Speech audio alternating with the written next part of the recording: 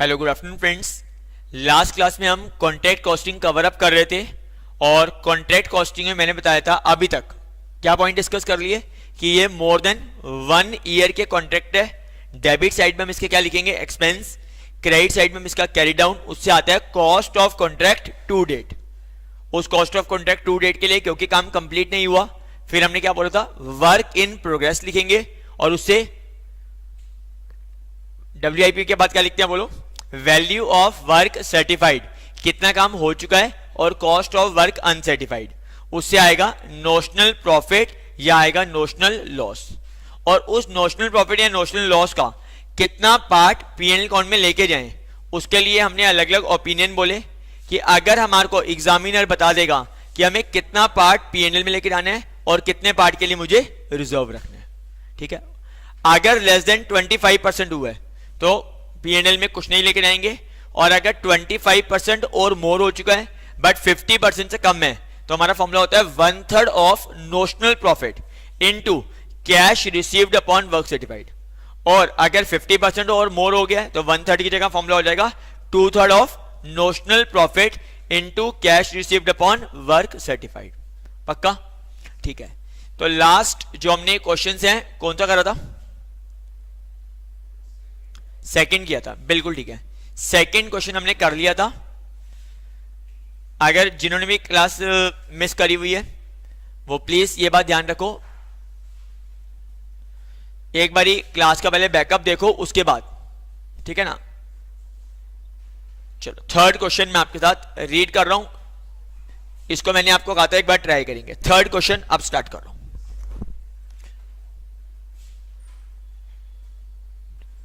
क्या लिखा था, लिखा था engineers limited undertook several contract. हमारी जो कंसर्न है उसमें कई सारे कॉन्ट्रैक्ट हैं ईयर 2012 में।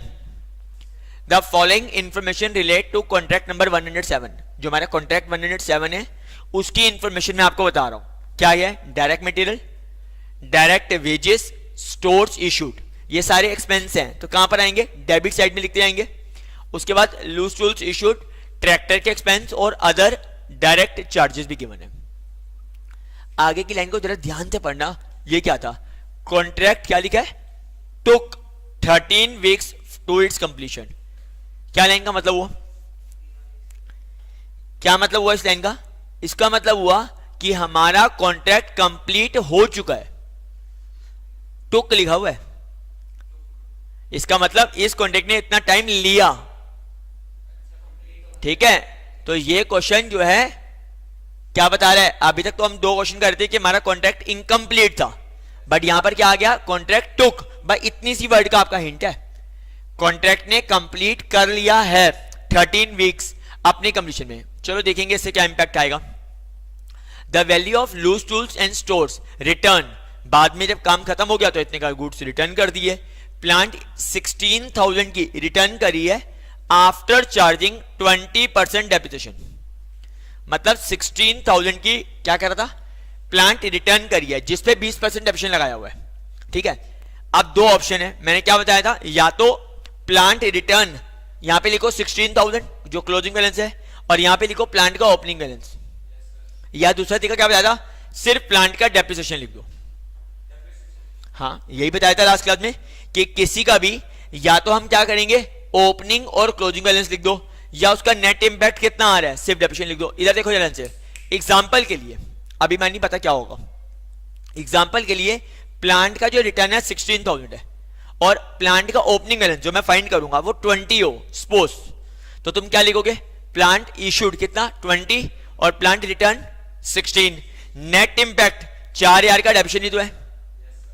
तो मैं यही बात आपको बोल रहा हूं, आप या तो यहां पे 20 लिख दो या 16 लिख दो, या फिर एक काम करो डेबिट में लिख दो depreciation on plant 4,000, impact same है। मैंने ये बात लास्ट क्लास में प्रूव भी करी थी कि अगर हम डेप्रिसिएशन ऑन असेट लिखते हैं तो उसका मतलब ये नहीं है कि मैं डेप्रिसिएशन लिख रहा हूं, क्योंकि अगर मैं डेबिट में डेप्रिसिएशन आपको बोलूंगा तो आप तो मुझे यही बोलेंगे ना, डेप्रिसिएशन नॉन कैश एक्सपेंस है तो आप इसको डेबिट में क्यों लिख रहे हो। बेसिकली डेप्रिसिएशन जो मैं डेबिट में लिखता हूं वो डेप्रिसिएशन के लिए नहीं लिखता, वो मैं ओपनिंग क्लोजिंग सबका इंपैक्ट खत्म करने के लिए लिखता हूं। ये बात मैंने बोली थी। चलो आगे, द वैल्यू ऑफ ट्रैक्टर कितने का भाई, 20,000 का था और 15% डेप्रिसिएशन लगाना है। ठीक है, अब जैसे ही मैंने ये लाइन बोली ना, ये लाइन बोली, आप जरा दिमाग लगाओ मैंने क्या वर्ड बोल दिया। देखो, एक सर 20% के आगे पर एनम नहीं लिखा हुआ, इसका मतलब उस पर डेप्रिसिएशन स्ट्रेट अवे 20% लगाना है, और 15% के आगे पर एनम लिखा हुआ है, समझ गए। और हमें कितने कितने वीक्स का लगाना है, सिर्फ 13 वीक्स का लगाना पड़ेगा। तो क्वेश्चन में 3 पॉइंट नए आ गए, एक टुक, दूसरा 20% के आगे पर एनम नहीं लिखा, तीसरा 15% के आगे पर एनम लिख दिया। 3 पॉइंट नहीं आ गए। ऊपर वाला पैराग्राफ तो बिल्कुल सेम था, ये तो हम पुराने ही कर रहे हैं। चलो आगे आओ। एडमिनिस्ट्रेशन का एक्सपेंस है 10% वर्क कॉस्ट, वर्क कॉस्ट बोल दो या फैक्ट्री कॉस्ट बोल दो, बात तो एक ही होती है। ठीक है, और जो प्रॉफिट ऐड करना है वो कितना करना है, 20% टोटल कॉस्ट का ऐड करना है। हमें कॉन्ट्रैक्ट अकाउंट बनाना है। करें स्टार्ट आप मेरे साथ। यस सर, हम बनाना शुरू करेंगे, आप और मैं मिलके। आंसर नंबर 3, बिल्कुल जैसे जैसे आप मुझे बोलोगे मैं वो लिख दूंगा। Contract number 107 account. स्टार्ट करो मेरे साथ, फॉर्मेट बनाओ, particulars amount, again particulars and amount, particulars and again amount.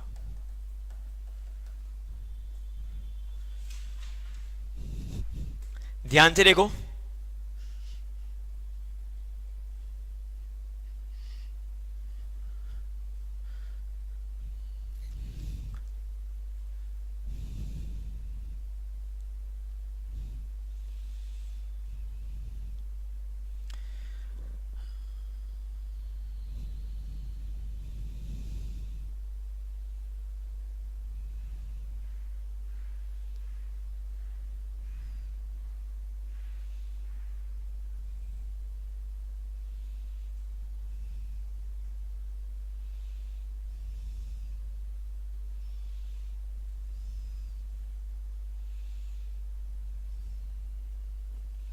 ठीक है। डेबिट साइड में अब एक्सपेंस लिखना शुरू करेंगे। डेबिट साइड में इसके जो जो हमने एक्सपेंस करे हैं उससे रिलेटेड वो लिखना शुरू करो। सबसे पहले क्या लिखोगे, बोलो क्या था, डायरेक्ट मटेरियल। डायरेक्ट मटेरियल कितने का था, 20,250। ये देख लो, ये रहा, ये सारे एक्सपेंस लिख रहा हूं मैं, 20,250। उसके बाद direct wages 15,500, stores issued 10,500, loose tools 2,400, tractor expense 5,300, other direct charge 2650। Check कर लो, डेबिट में जो जो एक्सपेंस आ रहे हैं वो मैंने सारे के सारे एक्सपेंस लिख दिए हैं।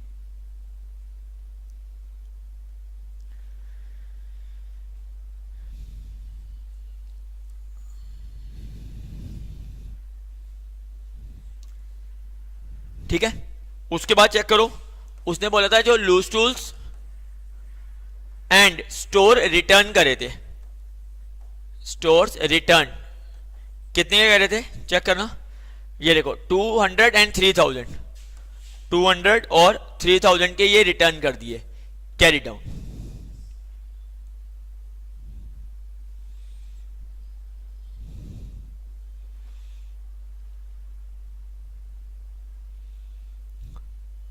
ठीक है, कोई डाउट यहां तक। अब हमारे को यही गिवन था कि जो प्लांट है वो भी रिटर्न करी है, कितने की, 16,000 की रिटर्न करी है 20% डेप्रिसिएशन लगाने के बाद। मैं आपसे इतना पूछ रहा हूं, प्लांट सेंट कितनी लिखूंगा, प्लांट सेंट कितनी लिखूं, कैसे, जो मैंने डमी ले लिया था वैसे या निकाल लिया, ऐसी ये कह रहे हैं आपने डमी एग्जांपल लेके 620 समझा रहे थे ना, मैंने 20 इसलिए बोल दिया।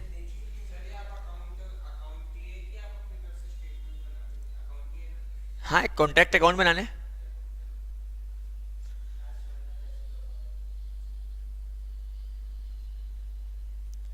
हाँ जी, प्लांट सेंट कितनी आएगी?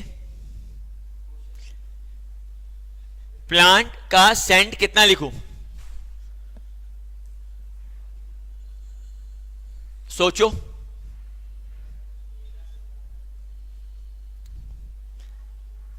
आप तो थे ना लास्ट क्लास में? अच्छा, आप नहीं थे, आपने देखी लास्ट क्लास? नहीं, तो समझ आ जाएगा कॉन्ट्रैक्ट अकाउंट।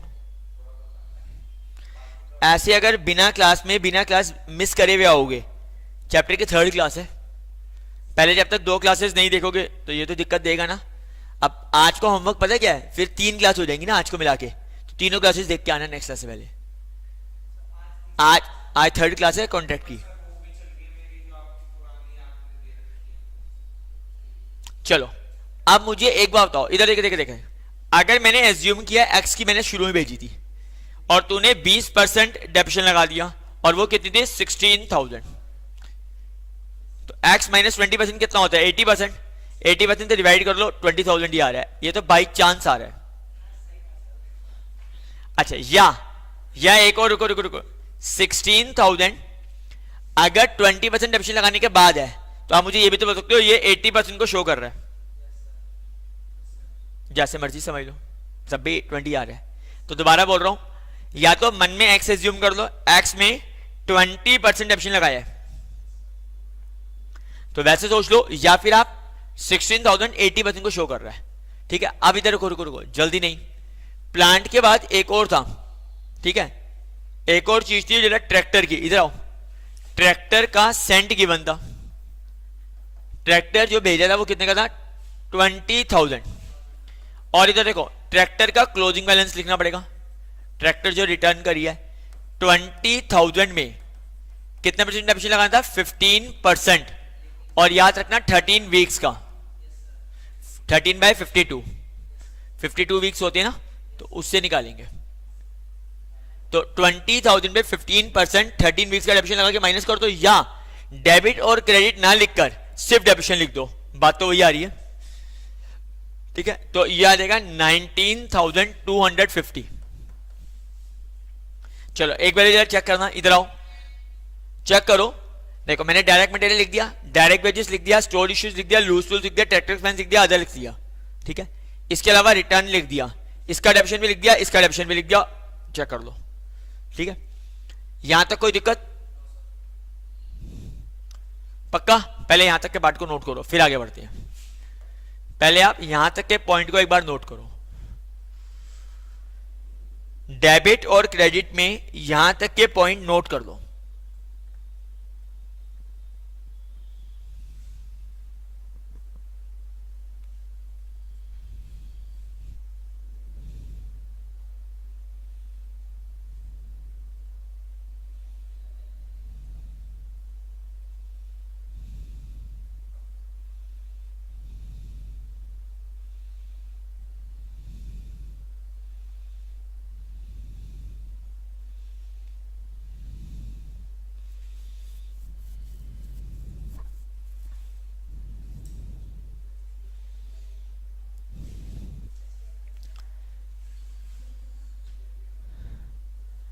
ध्यान से करके अब मुझे इसका टोटल बताओ क्या आ रहा है। टोटल इसका डेबिट और क्रेडिट का टोटल करके बैलेंसिंग बताओ क्या आ रहा है।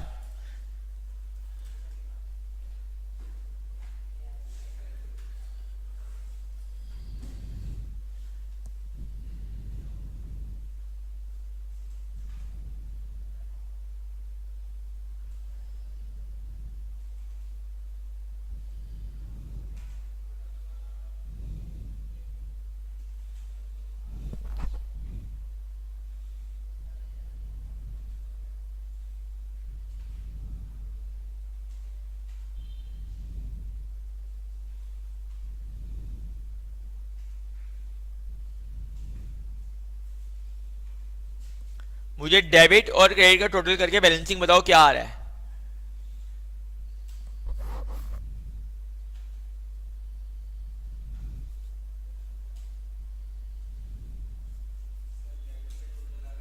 मुझे बैलेंसिंग बताओगे ना, डेबिट में से क्रेडिट को माइनस करके।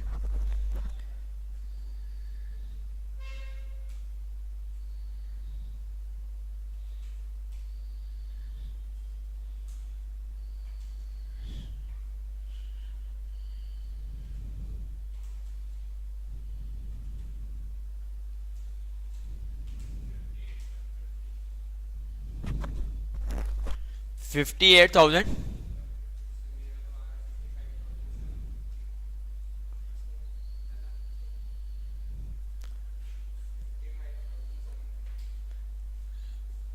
मेरा आ रहा है 58,150।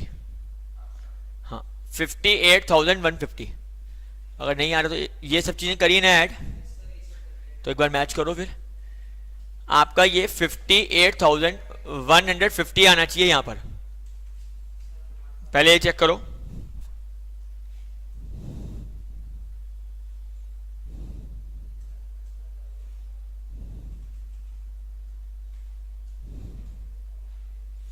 अब प्लस माइनस की मिस्टेक के तो मैं,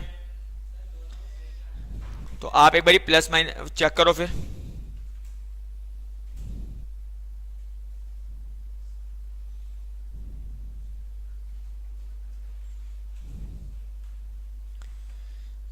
गड़बड़ कहां हो रही है चेक करो।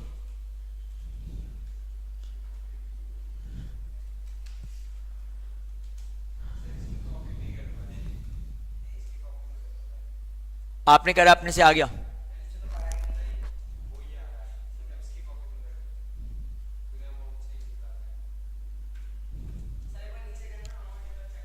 ये लो,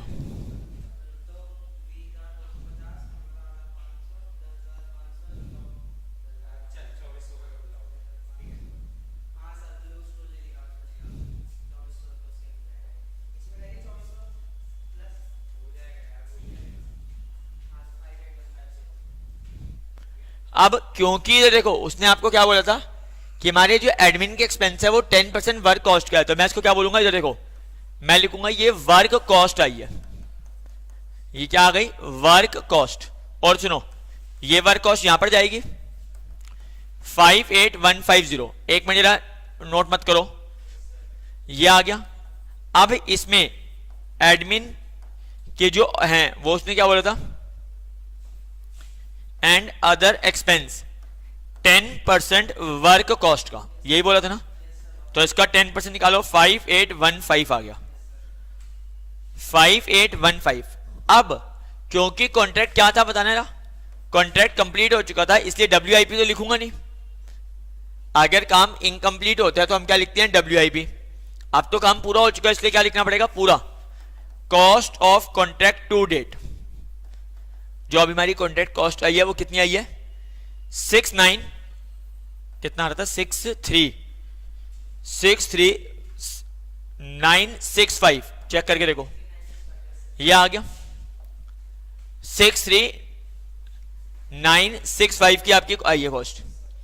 अब इसमें एक मिनट, ये लिखा cost of contract to date कितना, 63,965, 63,965। अब मुझे सोच के बताओ, कॉन्ट्रैक्ट कंप्लीट हो चुका है ना। अगर कंप्लीट नहीं होता तो तुम क्या लिखते थे, WIP फिर वर्क सर्टिफाइड और अनसर्टिफाइड। अब क्योंकि काम पूरा हो चुका है, अब हम बोलेंगे भैया पैसे दे। कौन देगा पैसा, कॉन्ट्रैक्टी अकाउंट, मतलब कॉन्ट्रैक्टी से इतना पैसा लेना है। कितना लेना है, तो देखो P&L अकाउंट, पूरा पूरा प्रॉफिट है। कितना बोला था उसने, 20% कॉस्ट का, तो इसका 20% निकाल के ऐड करो, 12,793 ऐड करो इन दोनों को। तो कॉन्ट्रैक्टी से 758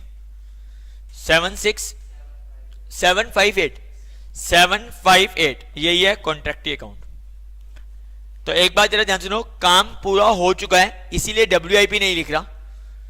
यहां पे टोटल कॉस्ट निकाली, टोटल कॉस्ट में प्रॉफिट 20% ऐड किया, इतना पैसा कॉन्ट्रैक्टी से लेना है।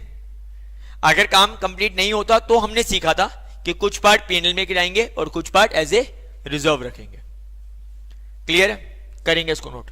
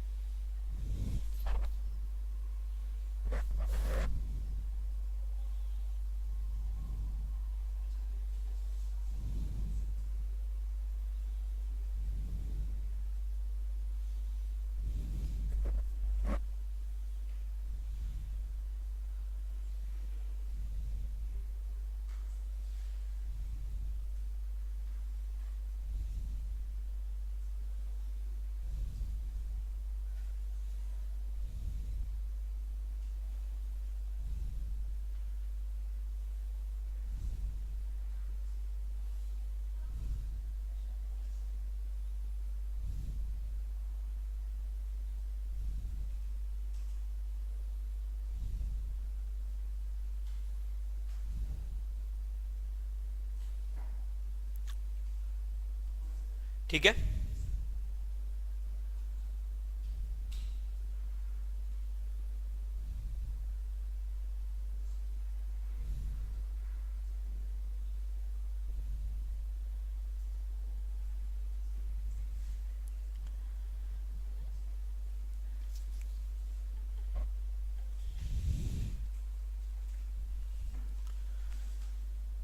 ठीक है सर। तो देख लिया आपने, तीनों के तीनों क्वेश्चन हमारे अलग उसमें आ रहे थे। फर्स्ट क्वेश्चन कुछ और लैंग्वेज में था, सेकंड और थर्ड। अब मुझे बढ़ना है फोर्थ क्वेश्चन। एक काम करो, फोर्थ क्वेश्चन को पहले आप रीड कर लो, फिर मुझे इसमें कुछ पहले बेस बनवाना है। फोर्थ क्वेश्चन आपके सामने में प्रेजेंट है, इसको एक बारी पहले रीड करो।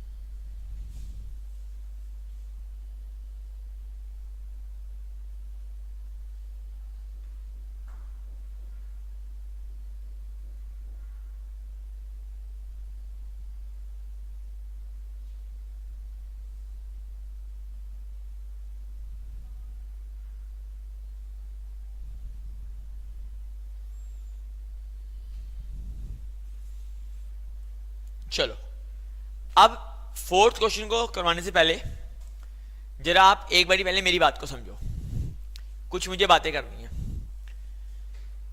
अभी तक जो हम क्वेश्चन कवर कर रहे थे, हमने तीनों क्वेश्चन कवर करे और उसमें मुझे क्या होता था, सिर्फ और सिर्फ 1 ईयर की इंफॉर्मेशन होती थी। अब यहां पर चेक करो, मोर देन 1 ईयर की इंफॉर्मेशन है। तो ऐसे क्वेश्चन में क्या फर्क पड़ेगा, उस चीज को पहले बेस बनाते हैं। इधर देखो, आप जब ईयर 1 की बात करोगे, जो पहला पहला साल है, तो आप मुझे बताना क्या होगा। प्लीज नोट मत करना, मैं नोट का टाइम दे दूंगा, पहले इसको समझो। हाँ आप बोलो, क्या कहते थे यहां पर, क्या करते थे बताना जरा, प्लीज बताना, मैं भूल जाता हूं। एक्सपेंस लिखते थे सारे, हाँ आप भी, आपसे ही पूछ रहा हूं। और यहां पर क्या लिखते थे, कैरी डाउन लिखते थे, ठीक है। तो यहां से हमारा बैलेंसिंग आता था, cost of contract to date, जो हमने अभी तक किया था। सपोज करो ये 80 आ गया, सपोज, फिर तुम यहां पे करवाते थे cost of contract to date, ये 80 आ गया। अच्छा, फिर आप मुझे कहते थे सर यहां पर आप लिखो WIP। मैंने कहा क्योंकि काम पूरा नहीं हुआ इसलिए डेटर वर्ड तो लिख नहीं सकते थे, हमने बात बोली थी क्लास में। फिर इसके दो पार्ट बनते थे ना, एक वैल्यू ऑफ वर्क सर्टिफाइड, जो काम वो करके चला गया और सर्टिफाई हो गया, सपोज कर वो 100 था, और उसके जाने के बाद जो काम हुआ, cost of work uncertified, suppose कर वो 20 का है। जो आर्किटेक्ट आया अप्रूवल देके चला गया, उसको हम क्या बोलते, वैल्यू ऑफ वर्क सर्टिफाइड। और जो उसके जाने के बाद भी हमने काम किया ईयर एंड तक, वो कौन सा होगा, कॉस्ट ऑफ वर्क अनसर्टिफाइड। कितने का काम हो चुका है, 120, कॉस्ट कितनी लगी 80, तो आपने मुझे उसका नाम दिया था नोशनल प्रॉफिट। क्या नाम दिया था, नोशनल प्रॉफिट।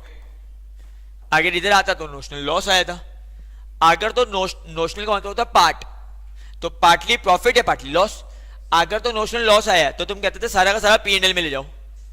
बट अगर आपको नोशनल प्रॉफिट आया है, अगर नोशनल प्रॉफिट आया है तो उसका कुछ पार्ट आपने मुझे बोला था सर P&L में लेकर आएंगे और कुछ पार्ट हम एज ए रिजर्व रखेंगे, यही बोला था ना। और कितना पार्ट P&L में लेकर आए, इसी के तो हमने अलग अलग फॉर्मूले देखे हैं कि 25% से कम है, 25% से ज्यादा है, या 50 से ज्यादा है, बाकी पार्ट रिजर्व में रहेगा। चलो यहां तक की सारी बात आ गई। सपोज करिए 10 रुपए आ गया, सपोज, तो यहां पे रिजर्व में कितने रहेंगे, 30 रुपए। यहां तक तो मेरे को लगता है कोई दिक्कत नहीं है। अब आ गई ईयर 2 की बारी। ईयर 2 में सोचो क्या होने वाला है। तो मुझे आपने बोला सर क्योंकि ये पहला साल नहीं है, तो जो कैरी डाउन था ना प्लांट का, वो तो पहले प्लांट का ब्रॉट डाउन बनेगा या मटेरियल का ब्रॉट डाउन बनेगा, जो भी क्लोजिंग होएगा सर, एक तो आपको उनको लिखना पड़ेगा। मैंने कहा बात बिल्कुल ठीक कह रही हो। दूसरा सर, जो रिजर्व है, रिजर्व ये भी तो अगली बार के ओपनिंग बनेंगे सर, क्योंकि ये खर्च नहीं हुए थे सर। दूसरी बात, ठीक हो गया बात, वर्क इन जो पीएनएल है वो तो डिस्ट्रीब्यूट हो गया होगा 10 रुपए, और जो आपने रिजर्व लास्ट ईयर बनाया था वो हमारा क्या बनेगा, नेक्स्ट ईयर का ओपनिंग बनेगा। अगर रिजर्व होगा तो, क्योंकि मैं ये बात इसलिए बोल रहा हूं कि अगर नोशनल लॉस आ गया होगा तब तो सारा का सारा पीएनएल में चला गया होगा, फिर तो रिजर्व होगा ही नहीं, फिर तो कोई दिक्कत ही नहीं है। बट अगर रिजर्व क्रिएट किया है तो वो भी हमारा बनेगा ओपनिंग। अच्छा, इसके बाद मेरे को नहीं आता, मेरी हेल्प करोगे सब कुछ, ये सारे एक्सपेंसेस भी लिखोगे, है ना।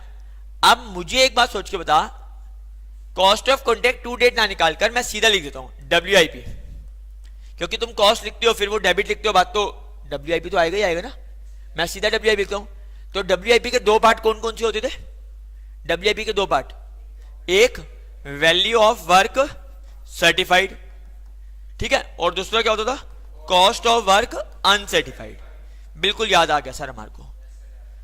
अब मुझे ध्यान से सोच के बताना आप एक चीज, मैं जो पूछ रहा हूं, फर्स्ट ईयर में मैंने ग्राउंड फ्लोर बनाई थी, फर्स्ट ईयर में मैंने ग्राउंड फ्लोर बनाई थी, और पता है वो कितनी सर्टिफाइड हो गई थी, कितने की हुई थी, 100 की सर्टिफाई हो गई थी। आर्किटेक्ट आया और बोल के लगे 100 की सर्टिफाइड है। सेकेंड ईयर में मैंने फर्स्ट फ्लोर बनवा ली, सेकेंड ईयर में फर्स्ट फ्लोर बन गई।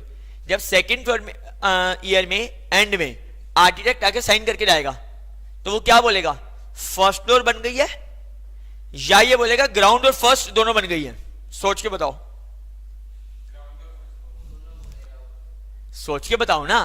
फर्स्ट ईयर का पहले जो काम किया 100 का, सेकेंड ईयर में जाके वो अप्रूवल देके जाएगा तो वो बोल रहा है 220 का अप्रूवल देके जा रहा हूं, तो 220 का जो अप्रूवल देके जा रहा है वो तो ये बोलेगा ना 220 का काम हो गया, मतलब इतने काम में से इतना हो गया। तो मैं तो सोच रहा हूं 220 का काम अभी थोड़ा हुआ है, इसमें कुछ काम तो, अगर वो बोलो वो 220 का काम देके चला गया तो मैं तो बड़ा टेंशन में आ गया। मैंने बोला भैया 220 में तो ग्राउंड फ्लोर भी है और फर्स्ट फ्लोर भी है। अब तुम मुझे क्या कहोगे, सर 100 में से 220, 100 तो पहले ही हो गई थी, आप यहां पे 120 लिख दो। आप तो यही बोलोगे मुझे कि फर्स्ट फ्लोर लिख दो सेकेंड ईयर के खर्च। मैंने कहा देख भाई ये भी नहीं लिखूंगा, मैंने बोला ये नहीं लिखूंगा। आपने पूछा क्यों? मैंने कहा देख अगर तू 120 लिखेगा तो कोई भी तेरे काम को पढ़ रहा होगा ना, वो सोचेगा 500 का कॉन्ट्रैक्ट था, अभी सिर्फ 120 ही तो हुए। अगर तुम्हारा कॉन्ट्रैक्ट 500 का था तो वही तो यही देखेगा ना 500 में तो अभी तक काम 120 का हुआ है, तो लिखना तो यहां 220 ही चाहिए। जो आर्किटेक्ट बोल के जा रहा है कि 220 का काम हो चुका है, इसका मतलब, इसका क्या मतलब हुआ, इसका मतलब ये जो काम लिखती हैं ये क्या लिखती हैं, क्यूमुलेटिव लिखती हैं। यहां पर जो काम लिखती हैं 220, वो कौन सा लिख रहा हूं, क्यूमुलेटिव लिख रहा हूं, मतलब अभी तक का काम लिखता हूं। अब जैसे ही मैंने यहां पर बोला क्यूमुलेटिव लिखूंगा तो ये भाई मुझे पता क्या कह रहा है, सर एक्सपेंस तो जो लिखे हैं वो तो 120 के लिखे हैं फर्स्ट फ्लोर के। समझ रहे हो प्रॉब्लम क्या आ रही है? खर्चे लिख रहे हो फर्स्ट फ्लोर के, क्यूमुलेटिव वहां लिख रहे हो ग्राउंड और फर्स्ट का। मैंने कहा भाई मेरे को तो समझ नहीं आ रहा, मेरे बस का नहीं है कुछ समझ, तुम क्या करना चाहते हो? तुम 120 लिख रहा हूं तो फंस रहा हूं, 220 लिख रहा हूं तो वो ग्राउंड और फर्स्ट का हो गया, बट खर्चे लिख रहे हो फर्स्ट फ्लोर के, करूं क्या? तो इसने मुझे समझाया, सर एक मिनट रिलैक्स रहो ना।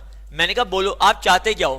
तो इसने मुझे समझाया, सर एक काम करो, जो आपका ये था ना वैल्यू ऑफ वर्क सर्टिफाइड और कॉस्ट ऑफ वर्क अनसर्टिफाइड, इसको आप पहले यहां पे ओपनिंग में लिखो। क्या लिखोगे? वैल्यू ऑफ वर्क सर्टिफाइड लिख दो यहां पर 100। समझ गए? तो अगर तुमने 220 यहां लिखा, 100 यहां लिखा, तो नेट 120 का इफेक्ट तो आ रहा है। उससे हुआ क्या, फर्स्ट फ्लोर का दिख गया, और यहां तक ये भी पता गया 220 के हो गए, और जो खर्चे 120 के लिए किए थे वो भी लिखो, और कॉस्ट ऑफ वर्क अनसर्टिफाइड जो पिछले साल नहीं हुई थी वो भी तो यहां सर्टिफाइड हुई है इस साल। समझ आया? इससे अब कोई दिक्कत नहीं है, अब आपका नोशनल प्रॉफिट या नोशनल लॉस आ जाएगा, नोशनल प्रॉफिट आ जाएगा या नोशनल लॉस आ जाएगा। फिर इसकी बात सेम, नोशनल प्रॉफिट का कुछ पार्ट पीएनएल में लेके जाएंगे और कुछ पार्ट रिजर्व में लेके जाएंगे। सर एक बार सिर्फ शॉर्ट में बता दो क्या बोलना चाहती हो। शॉर्ट में मैं ये बोलना चाहता हूं कि जब भी हम सेकेंड ईयर शुरू करेंगे तो हम ब्रॉड डाउन बैलेंस उतारते हैं किस किस के, एक WIP रिजर्व का अगर कुछ होगा तो, दूसरा जो कैरी डाउन थे वो अगली बार के ओपनिंग बनेंगे, दो, और तीसरा जो वैल्यू ऑफ वर्क सर्टिफाइड और कॉस्ट वर्क अनसर्टिफाइड है वो भी ओपनिंग में लिखने पड़ेंगे, क्योंकि यहां पर हम क्या लिखेंगे, क्यूमुलेटिव लिखेंगे। तो मोर देन 1 ईयर के अंदर क्या क्या चेंज आता है वो मैंने बता दिया सेकेंड ईयर में। थर्ड ईयर फिर ऐसे ही चलेगा। रीजन पता होना चाहिए कि ऐसा क्यों कर रहे हैं, रटवा दूं तो फिर तो दिक्कत आ जाएगी ना।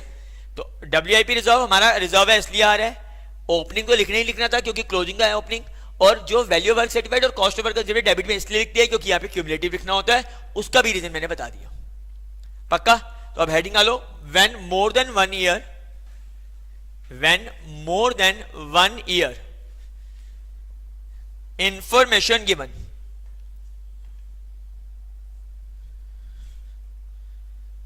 more than 1 year information given,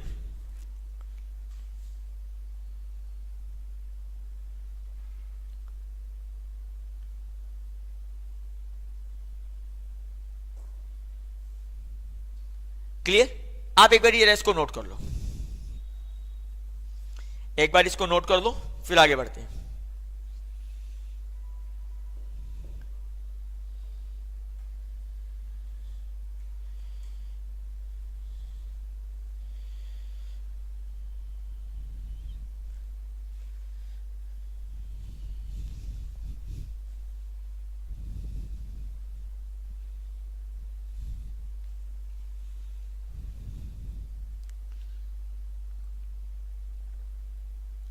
तो अगर मुझे मोर देन 1 ईयर होगा तो आप cost of contract to date ना निकालकर सीधा ही मतलब WIP लेकर नोशनल प्रॉफिट या नोशनल लॉस निकाल लोगे, क्योंकि आप जब ये cost of contract to date यहां लिख रहे हो फिर यहां पर लिख रहे हो तो नेट इंपैक्ट तो नोशनल आ रहे ना, तो आप इस वाले स्टेप को इग्नोर कर सकते हो। Cost of contract to date पहले कैरी डाउन निकालते हो फिर ब्रॉड डाउन निकालते हो, तो अगर मैं इन दोनों बैलेंस को हटा दूं तो सीधा नोशनल प्रॉफिट या नोशनल लॉस आ जाएगा। अगर मोर देन 1 ईयर होगा तो आप ऐसा कर सकते हो।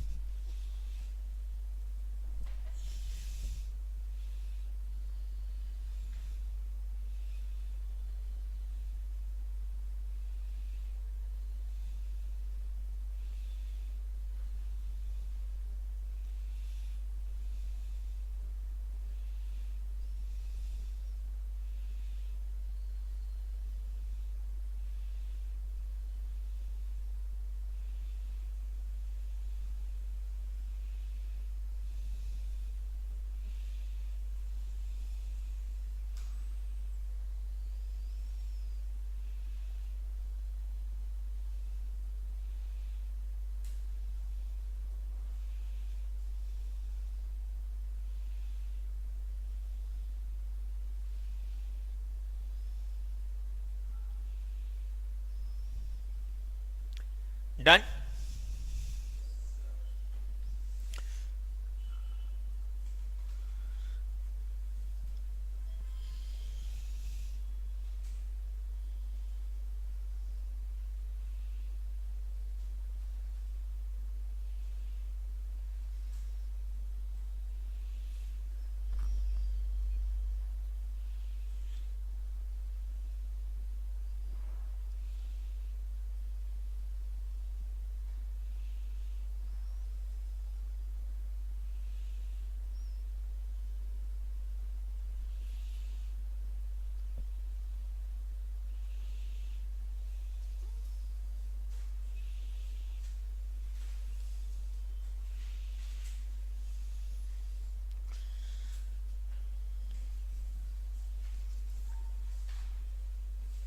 हाँ जी, अब फोर्थ क्वेश्चन को देखो, अब हम उसको प्रेजेंट कर पाएंगे। अब आप फोर्थ क्वेश्चन को ध्यान से देख लो, अब आपको समझ आ जाएगा, अब हम कर पाएंगे। तो मैं रीड करता हूं फोर्थ क्वेश्चन।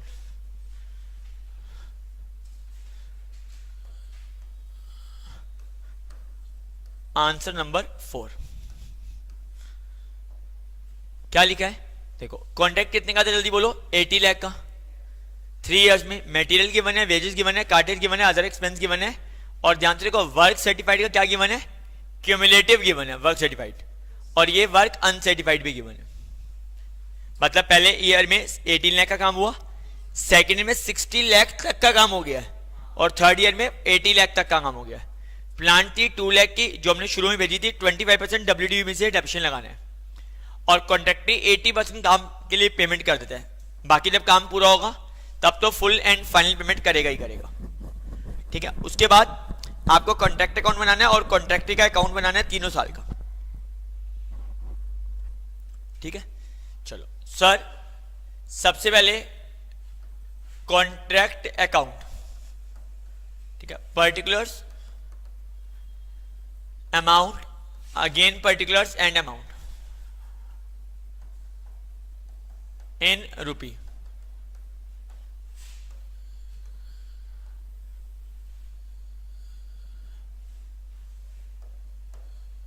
ईयर 2012 के लिए पहले स्टार्ट करो मेरे साथ फॉर्मेट, आप और मैं मिल के करेंगे।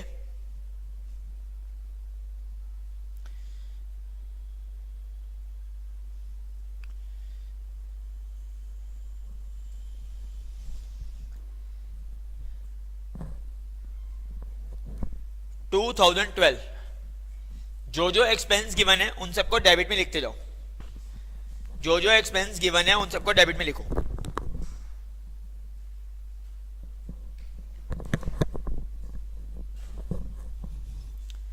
क्या गिवन है बोलो सर, मटेरियल गिवन था, क्या गिवन था बोलो 2012 में, मटेरियल गिवन है कितने का, 9 लाख का, और वेजेस गिवन है 8,60,000, कार्टेज गिवन है 40,000, और क्या गिवन है, अदर एक्सपेंस भी गिवन है 40,000, और प्लांट सेंट गिवन है शुरू में कितने की, 2 लाख। यहां पर आ जाएगा प्लांट का कैरी डाउन, 2 लाख में से 25% डेप्शन लगा दो, तो वैल्यू कितनी बच गई, 1,50,000। यहां पर आएगा WIP, value of work certified 18 lakh, और कॉस्ट ऑफ वर्क अनसर्टिफाइड कितने का हुआ है, 70 नहीं 20 का, 20,000, 20,000। और आप चेक करोगे यहां पर नोशनल प्रॉफिट की जगह नोशनल लॉस आ गया 70,000, नोशनल प्रॉफिट की जगह यहां आ गया नोशनल लॉस। चलो पहले आप एक काम करो, इतना काम करो, आप क्वेश्चन को पढ़कर पहले इतना काम करके दो मुझे। 2012 का अकाउंट बना रहे हो अभी, नोशनल प्रॉफिट की जगह नोशनल लॉस आ गया,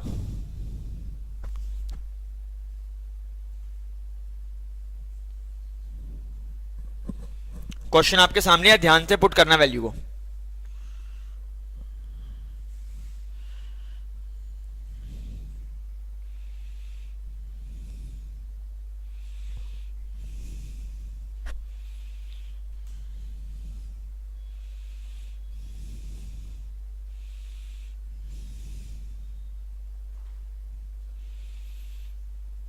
हाँ, नोशनल लॉस 70,000 आ रहा है।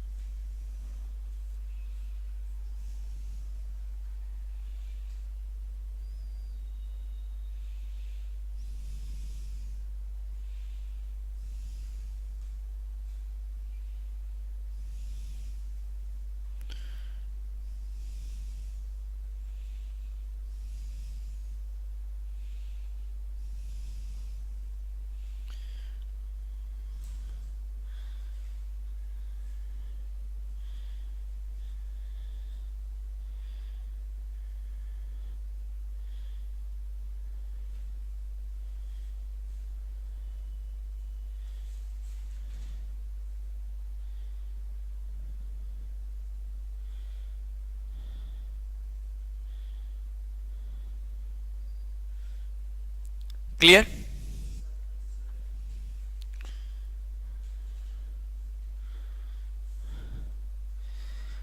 अब अगर ये नोशनल लॉस आ गया तो मैंने कहा जाता, अगर ये नोशनल प्रॉफिट होता तो इसका कुछ पार्ट पीएनएल में जाता है और कुछ पार्ट रिजर्व में जाता है। क्योंकि ये तो लॉस आ गया, क्या आएगा? नोशनल लॉस 70,000, इसलिए सारा का सारा पार्ट क्या जाएगा बोलो? पीएनएल में, पीएनएल में जाएगा। चलो अब ईयर 2 मतलब 2013 पे आ जाओ। ईयर 2 करो ट्राई।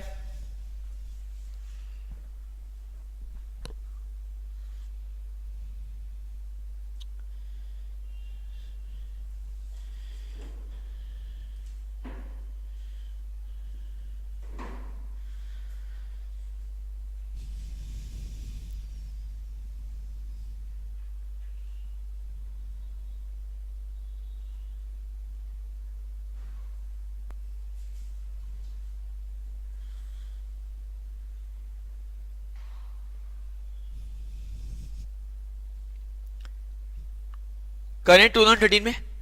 आप देखो, बताओ प्लांट का मैंने क्या बताया था? हाँ जी आप बोलो, प्लांट का ओपनिंग कितना आ गया बोलो? 1.5 लाख। WIP रिजर्व का था, वो है नहीं। मैंने किस किस का ओपनिंग लेने के लिए कहा था?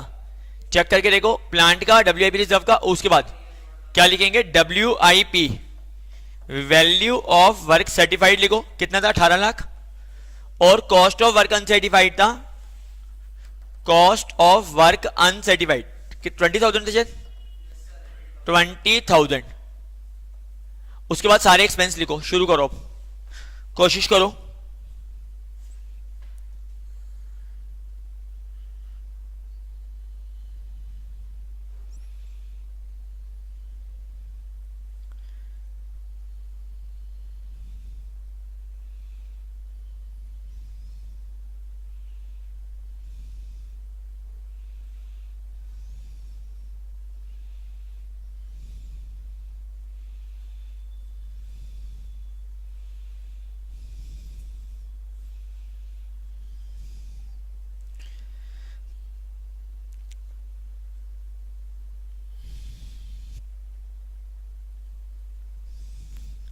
हाँ जी लिखो, बाकी जल्दी खर्चे लिखो। इस ईयर के क्या क्या गिवन थे? मटेरियल लिखो, वेजेस लिखो, material, wages, cartage, other expense, material, wages, cartage, other expense given थे। और यहां पे तो आपको बताइए WIP लिखना पड़ेगा, वैल्यू ऑफ वर्क सर्टिफाइड। कौन सा वाला? क्यूमुलेटिव। अभी तक कितना काम हो चुका है? आपने बोला 60 लाख। और cost of work uncertified, 1 lakh. Cost of work uncertified. उसके बाद प्लांट का कैरी डाउन 1.5 लाख की भेजी थी, उसमें 25% ऑप्शन लगा दो, 1,12,500। इसने निकालोगे नोशनल प्रॉफिट आ रहा है, चेक करो नोशनल प्रॉफिट कितना आ रहा है।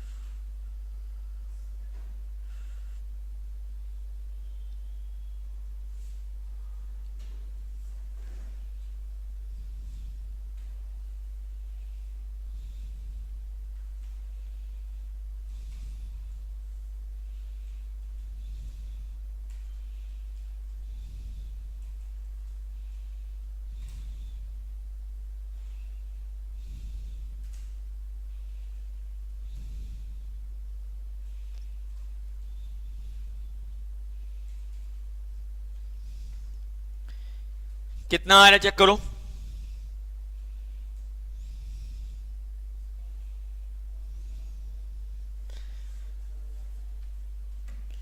नोशनल प्रॉफिट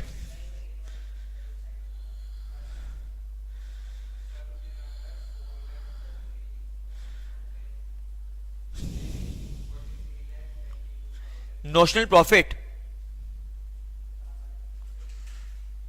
चेक करके देखो, मेरा 14,22,500 आ रहा है, चेक करके देखो।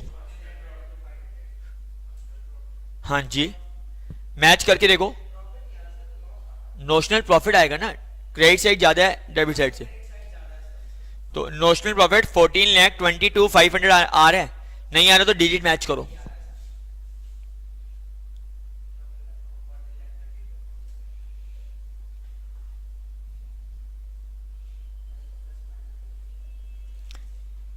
देखो प्लस माइनस में मिस्टेक करोगे दिक्कत आ जाएगी, ध्यान से करो।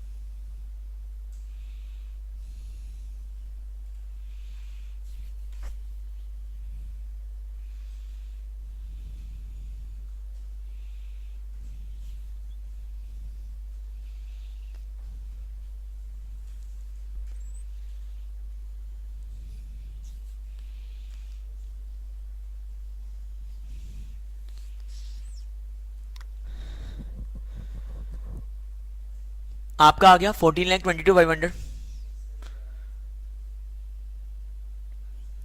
हाँ आप मैच करो, आ गया।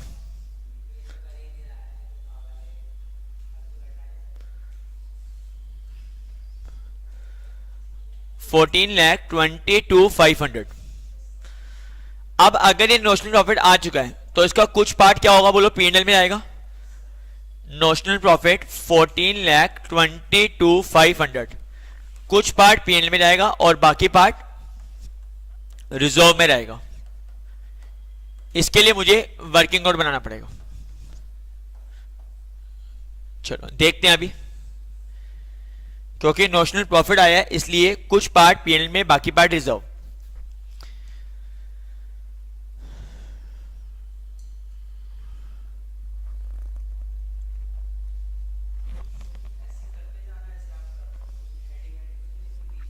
क्योंकि तीनों साल कंबाइंड बन रहे हैं ना, अगर तीनों साल अलग अलग होते हैं तो डालने पड़ती है हेडिंग।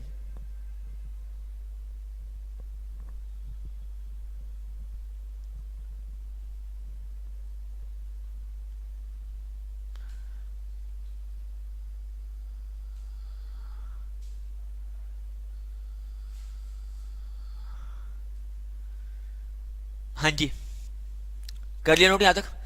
अब मुझे बताओ ईयर कौन सा आ गया, लास्ट कौन सा वाला था, 2014 ना, 2014। इधर देखो, अब मुझे बताओ इसमें क्या करोगे।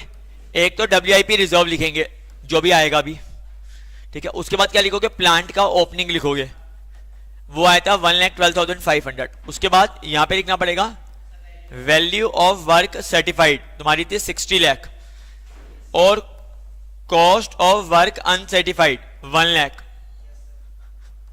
लाख, ठीक है। चलो उसके बाद उसके एक्सपेंस लिखो, हाँ लिखो, फिर इसका वर्किंग बना दूंगा। मटेरियल,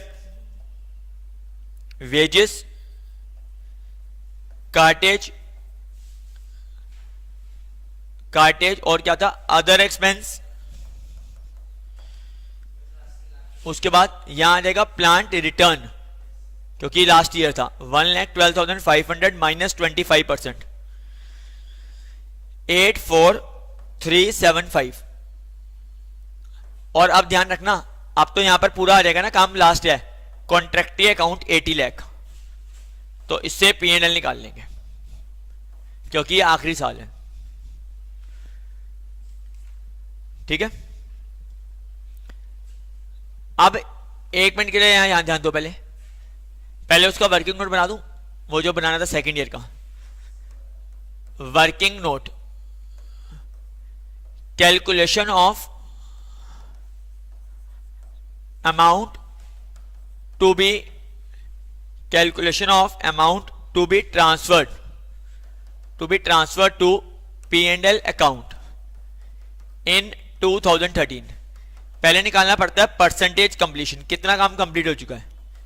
उसके लिए क्या फॉर्मूला होता है, value of work certified divided by contract price. Second year तक आपका 60 लाख का काम हो चुका था 80 लाख में से, परसेंटेज निकालना।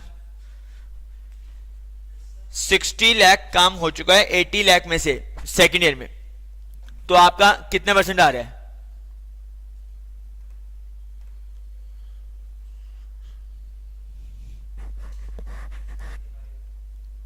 75%।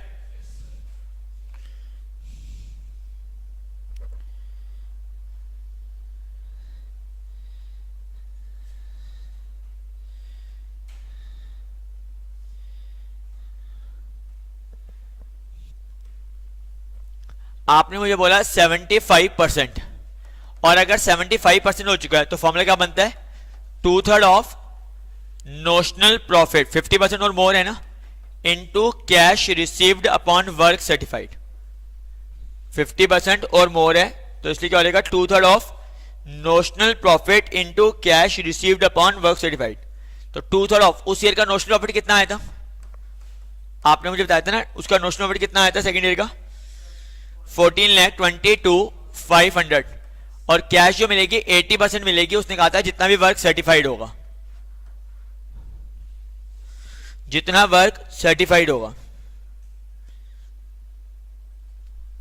ठीक है। निकाल के देखो कितना आ रहा है, ये आ रहा है 758,667, 758,667।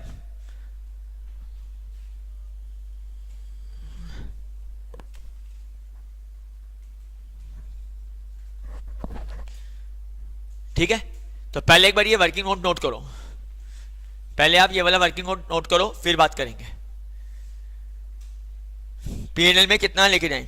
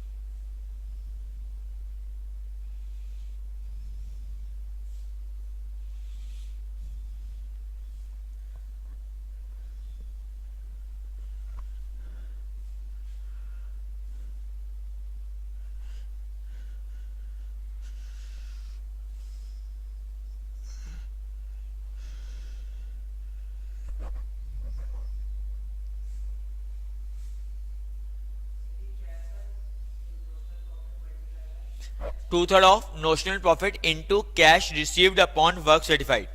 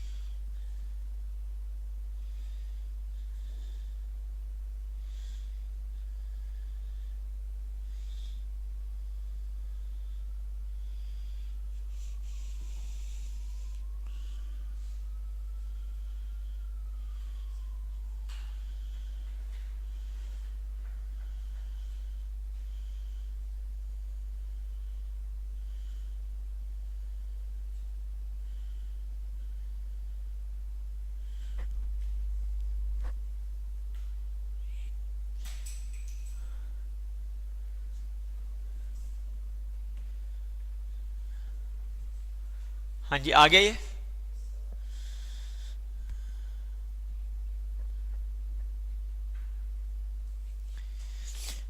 अब ये जो आ गया 758,667, इसको यहां पुट करो। कहां गया? ये रहा 758,667। उससे ये रिजर्व निकालो, ये रिजर्व यहां आएगा। समझ गए ना? नोशनल वर्ड में से इतना पार्ट पीएनएल में गया, बाकी रिजर्व आएगा। 663,663 कितना आया? 833, 663,833, ये ओपनिंग आ जाएगा। अब उससे निकालो पीएनएल।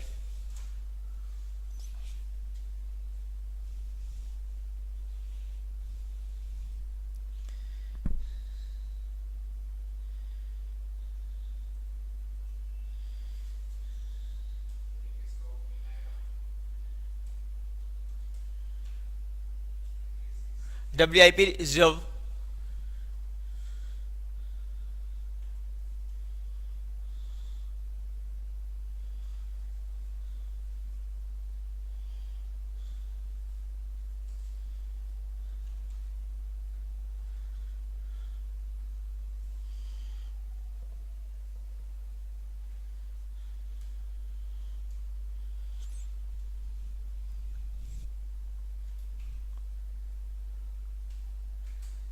ठीक है ना? जो WIP रिजर्व था वो हमारा क्या बन गया? ओपनिंग। अब उसके बाद पीएनएल बोल दो कितना आ रहा है।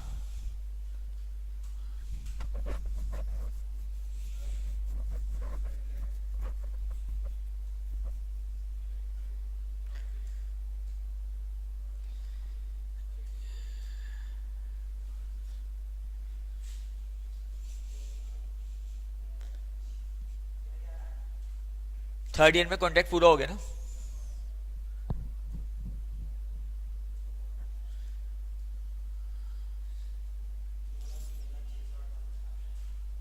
आपका भी यही आ रहा है? आपका दिखाओ, एक बार मैच कर लेते हैं।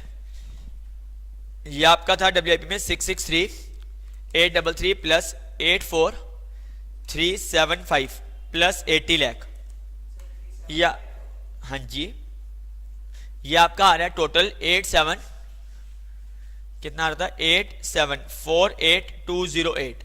पहले ये चेक करके देखो। अब 8748,208 में से लेस किया कितना? नहीं, पहले तो ये भी तो माइनस करना पड़ेगा। 61 के अलावा ये भी तो माइनस होगा। 61 लाख तो यही आई, माइनस 1,12,500 आपका। और ये भी तो माइनस होंगे material wages cartage, material wages. एक मिनट चेक कर लेता हूँ।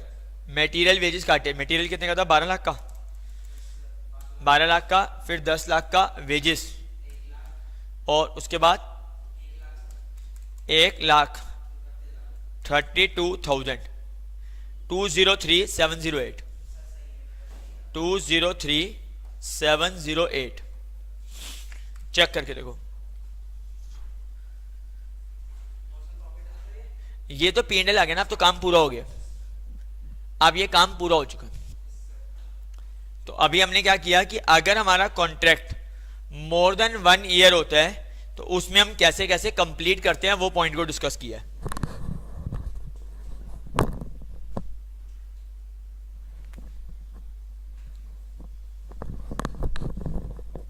एक बारी आप इस क्वेश्चन को अब घर पे दोबारा जरूर करके देखना, क्योंकि मोर देन 1 ईयर है। इसमें नोशनल लॉस वाला पॉइंट भी आ गया, नोशनल प्रॉफिट वाला पॉइंट भी आ गया, और मोर देन 1 ईयर पॉइंट आ गया। नेक्स्ट क्लास में अभी क्वेश्चन कंप्लीट नहीं हुआ, क्या करना है, इसमें कॉन्ट्रैक्टी का अकाउंट बनाना है, तो सामने वाली पार्टी से पैसे लेने थे। तो वो मैं नेक्स्ट क्लास में कराऊंगा। पहले आप यहां तक का एक बार रिवाइज करो, कोई डाउट आएगा मुझे डिस्कस करोगे। Thank you please.